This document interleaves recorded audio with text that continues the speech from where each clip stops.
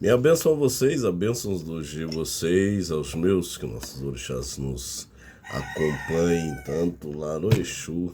Eita, galo velho, casa que tem bicho é assim, né? É, que os nossos orixás possam nos abençoar, os nossos guias estejam sempre em nossa caminhada, né? E nós possamos reconhecer a cada dia que nossa missão aqui é sempre ser melhor, não só para os nossos, como para os nossos familiares e servir de exemplo também aos que sempre estão lá embaixo de nossas asas, que são os nossos filhos, né? Minha conversa hoje é com você, minha conversa é contigo, você que está com ansiedade, você que está num processo de depressão, né?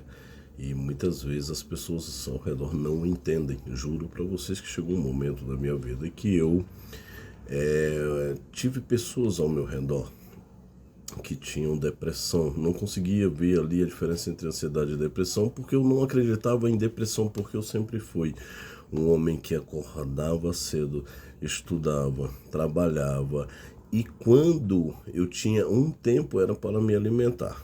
E quando eu chegava em casa, eu tinha um cansaço tremendo que não me dava brechas de pensar em outra coisa a não ser descanso. E assim se renovava o meu dia, porque eu amo o que faço.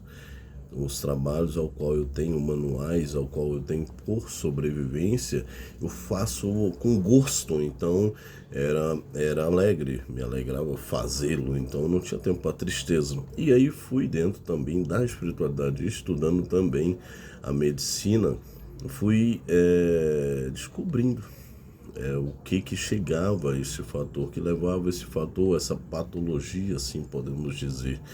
E eu cheguei, quando eu falo que eu tenho alegria imensa em fazer o que faço, me colocou numa questão: por que ter tempo para ficar triste? Por que ter tempo para se esconder na escuridão do quarto, sendo que lá fora tem um sol maravilhoso, ou pode até estar nublado, porque quem faz a alegria do dia é você. E a espiritualidade me ajudou muito nessa questão, tanto é que eu sempre falei assim, antes de entender, né, esse processo. Eu falava assim, até me arrependo, mas também não deixo de ter uma verdade, tá?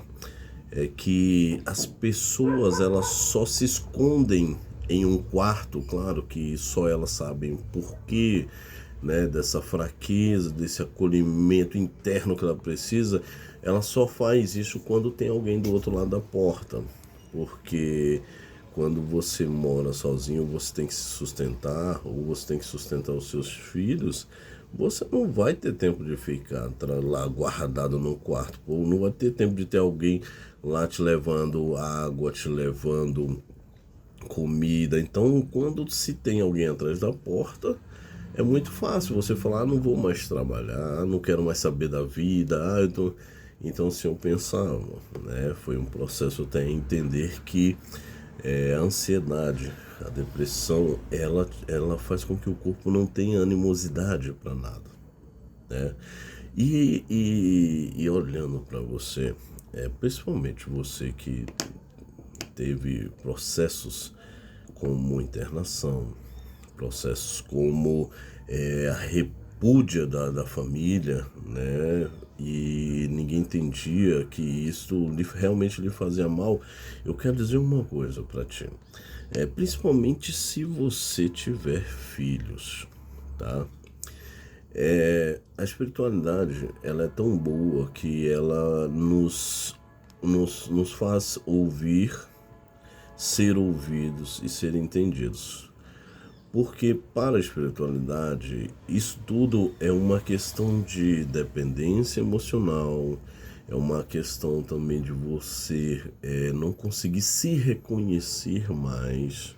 E isto é um agravante porque quando você tem filhos, você não tem o direito de se sentir mal, de se sentir só, de você se sentir escorraçado, de você sentir medo, porque tudo que acontecer contigo vai refletir nos seus filhos. Imagine só você, ao pai abandonou a mãe com 3 filhos. É claro que isso é uma tristeza, isso é de se desesperar, porque a mulher vai ter que se virar, né, para poder criar sozinha, porque o homem é escroto, né? A mulher vai ter que arrumar uma creche pro período integral, vai ter que depender da mãe, dos irmãos, para caso não consiga, para que eles possam, e aí ela vai ter que ir atrás do emprego, aí ela vai ter que pagar aluguel, ela vai, olha só, é um processo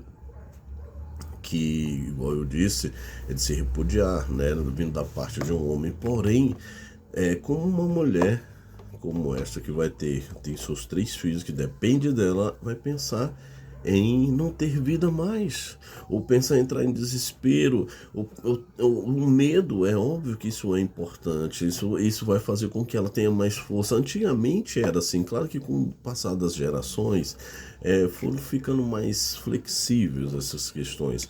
As mulheres da década de 60, 70 e 80, até os anos 90, elas cuidavam de 5 filhos, pô. Saía, trabalhava em 2 empregos. Hoje, se você pedir para na maioria, não generalizando, para uma mulher arrumar um emprego, tem mulher que não quer, né? Quer correr, claro que quer correr atrás de pensão. Isso é só que o que eu falo, assim, quero puxar a questão, é assim: se você tem filho e você adoece, se você se entrega, se você não quer ter forças, o que vai ser deles?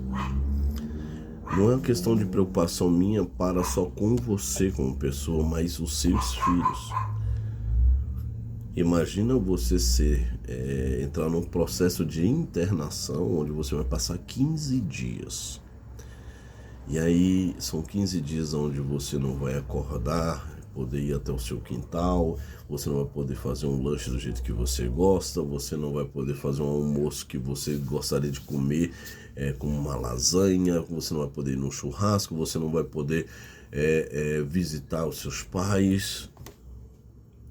São 15 dias onde você vai estar à base de remédio, você vai estar num quartinho, no máximo você vai na varanda, tem lugar que não pode fumar, tem lugar que você, se de repente você falar, eu não tenho nada, eu já estou boa, não adianta que você não vai sair antes, mas chegar a esse extremo é algo que eu aprendi, que é o seguinte: qual que é a sua razão de viver? Qual que é a sua razão de vida? Muita gente entra em depressão. Eu vou falar em depressão agora porque entra numa questão de você se reconhecer de novo.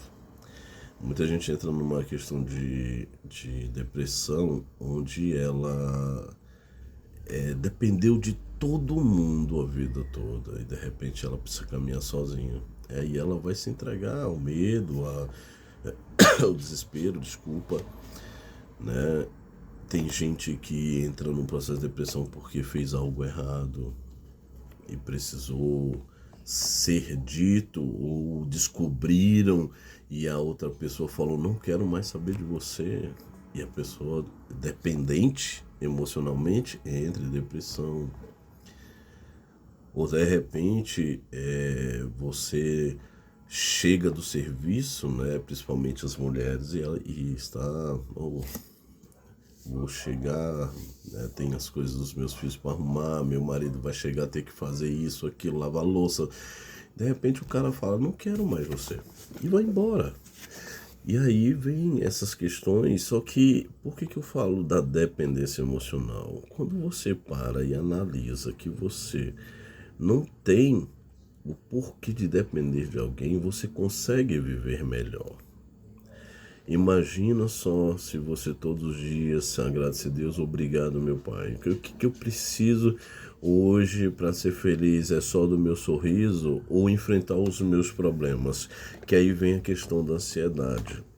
Uma coisa que eu falo para todos os que estão ao meu redor sempre, eles falam assim, preto, vou colocar assim, quando não são da religião, que me chamam de babadi, eu sou mais preto, você não tem problema? Eu falei, não, mas seus parentes estão longe, e seus filhos? Já sou avô, mas a gente se fala quando eles querem, porque eles já estão vividos, eles já têm uma outra história, mas isso não te traz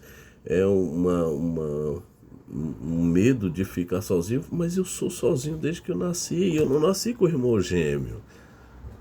Eu não tenho essa dependência. O que eu tenho é a preocupação. Mas eu não tenho essa dependência de que tudo que eu tenho que fazer na minha vida as pessoas têm que estar integradas. Não há necessidade disso. Porque você pode ser você sozinha. Você tem essa capacidade, você tem o poder de fazer tudo. E uma das coisas que eu sempre ensino para as pessoas que me procuram é como começar a vida desse jeito. Ah, saí da clínica, eu tenho primeiro que arrumar um emprego. Então vamos lá. Com quem se pode contar? Fora as redes sociais, que você pode mandar currículo, vamos lá. Primeiro assim, vamos dizer assim, você vai sair da clínica pra onde? Ah, eu vou pra casa da minha mãe, vou pra casa do meu pai, beleza. Lá você vai ser bem aceito? Vou ser bem aceito. Ótimo. Então já temos um lugar pra morar, né? E que seja provisório, que eu quero ver você bem. E aí você vai atrás do emprego. Opa, tem uma amiga minha que ela trabalha numa clínica, eu vou ver com ela. Olha, tem um amigo meu que trabalha numa fábrica. Olha, é claro que pode não dar certo, mas aí a gente vai para o plano B, as redes sociais. E é o último capítulo é o currículo vitae debaixo do braço e bater de porta em porta. Então, não há necessidade de você ter ansiedade quando você acaba priorizando uma lista de tarefas. É como eu preciso muito como as pessoas não têm o hábito, né? Eu preciso me organizar. Então, peraí, eu já tenho uma casa, vou sair da clínica, tenho uma casa, preciso de um emprego, então eu já sei. Primeiro os amigos, segundo rede social, terceiro bater de porta em porta. Eu sei que não vai ser de uma hora para outra, mas quando a gente fala que quer e a gente precisa muito, o homem lá em cima, ele fala, tá na sua hora, tô vendo que você não quer voltar. Aquele processo de ficar escondida dentro de você mesmo. As portas se abrem. E aí, depois que você ajeita essa parte, e aí, agora eu preciso o quê? Preciso me organizar em relação ao dia de amanhã. Quais são os problemas que eu tenho para amanhã? Ah, eu tenho que ir no fórum, eu tenho que fazer isso, aquilo. Esses dois aqui é só para semana que vem, então não se desespere com esses dois. Vamos resolver o de amanhã. Se sobrar do de amanhã para o outro dia, opa, então a gente já tem que pensar nesse que sobrou, qual o horário que vamos resolver, mais os do outro dia. E assim vai.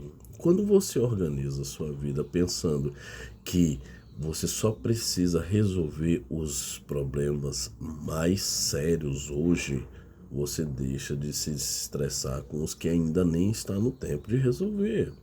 E quando não depende só de você, aí você resolve só sua parte. Porque se as outras pessoas que estão integradas nesse problema não puderem te ajudar, você fala, bom, a minha parte só depende de vocês e está tudo certo.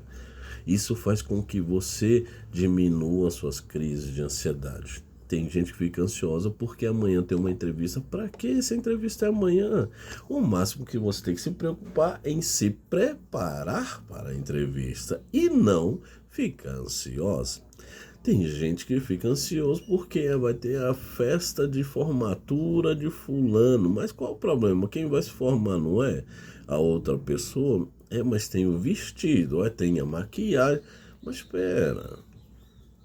E o que precisa? É só organizar? Então organizar o quê? Entrar em contato. Quem vai fornecer o vestido, quem vai fornecer, vai te fazer a maquiagem, o cabelo. Então a vida, ela tem 24 horas, o dia, né? Não é à toa, é para você organizar. Não o dia de hoje, o dia de amanhã. Porque quando você acordar, você fala, opa, eu já sei o que eu tenho que fazer. Então, coloque na sua cabeça, a dependência emocional te leva ao abismo, porque hoje você os tem ao seu lado. Amanhã, ou eles se perdem, ou eles te largam, ou eles simplesmente deixam de existir. Muita axé, um abraço. Babadilha, fica por aqui, que nossos orixás nos abençoe.